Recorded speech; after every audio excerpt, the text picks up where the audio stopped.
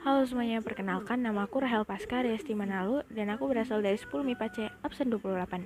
Pada video kali ini, aku akan membahas tentang metode ilmiah kimia. Mari kita simak. Nah, teman-teman, tahu nggak?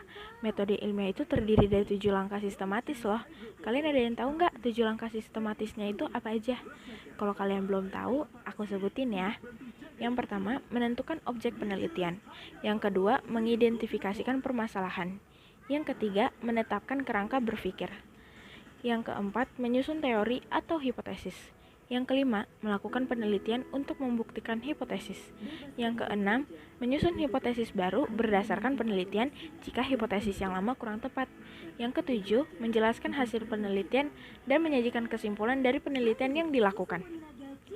Nah, teman-teman, pada video kali ini aku akan membahas tentang pembusukan tomat. Bagaimana nanti solusi tomat supaya tidak cepat membusuk. Kalau kalian mau tahu, disimak terus ya. Observasi dan pengenalan. Bakteri adalah salah satu faktor untuk memegang peranan penting dalam proses pembusukan bahan makanan. Misalnya adalah tomat.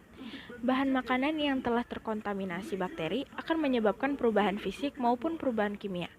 Pertumbuhan bakteri dipengaruhi oleh lingkungan yang sangat menguntungkan bagi tersedianya zat-zat makanan untuk mikroorganisme yang konsentrasinya ideal atau isotonik.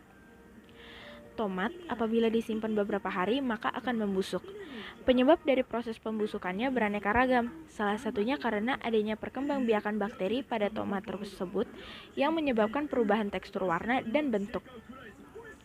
Nah, teman-teman, dari penjelasan tadi aku ketemu 3 masalah nih.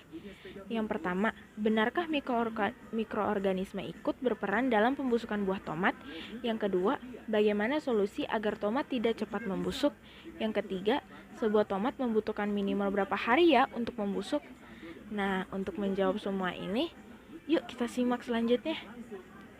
Hipotesisnya, yang satu, adanya hubungan antara bakteri terhadap pembusukan tomat, dan yang kedua, kelembapan ruangan dan tempat penyimpanan mempengaruhi cepat lambatnya proses pembusukan.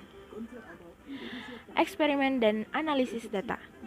Variabelnya itu terdiri dari 3, variabel bebas, yaitu terdiri dari suhu dan bakteri, variabel terikat, yaitu dari tomat, dan variabel kontrol dari waktu pengamatan. Nah, untuk eksperimen kali ini kita perlu alat dan bahan.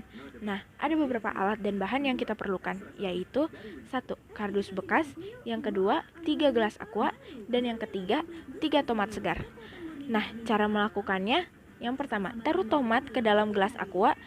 Nah, 1 aqua itu diisi 1 tomat ya teman-teman. Yang kedua, taruh tomat 1 pada ruangan yang mendapat sinar matahari cukup, dan yang tomat kedua pada tempat yang tidak mendapat cahaya matahari dan taruh di dalam kardus. Dan tomat yang ketiga taruh di dalam kulkas. Nah, ini adalah analisis data setelah aku melakukan percobaan.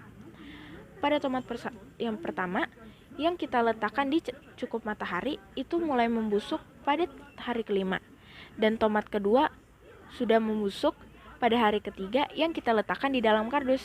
Dan tomat ketiga baru mulai membusuk pada hari ke-7 yang kita simpan di dalam kulkas.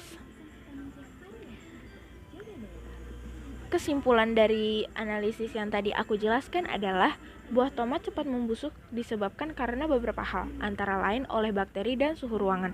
Mikroorganisme sangat berpengaruh dalam pembusukan buah tomat. Penyebabnya adalah karena tomat disimpan di tempat yang bersuhu pengap, sehingga bakteri tersebut menjadi cepat tumbuh. Tomat minimal membutuhkan 7 hari untuk membusuk.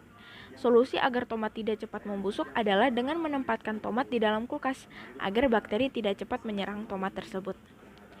Nah, teman-teman, dari semua penjelasan yang aku kasih tadi, kalian paham kan maksudnya? Semoga kalian bisa menerapkannya di kehidupan kalian. Terima kasih teman-teman atas perhatiannya.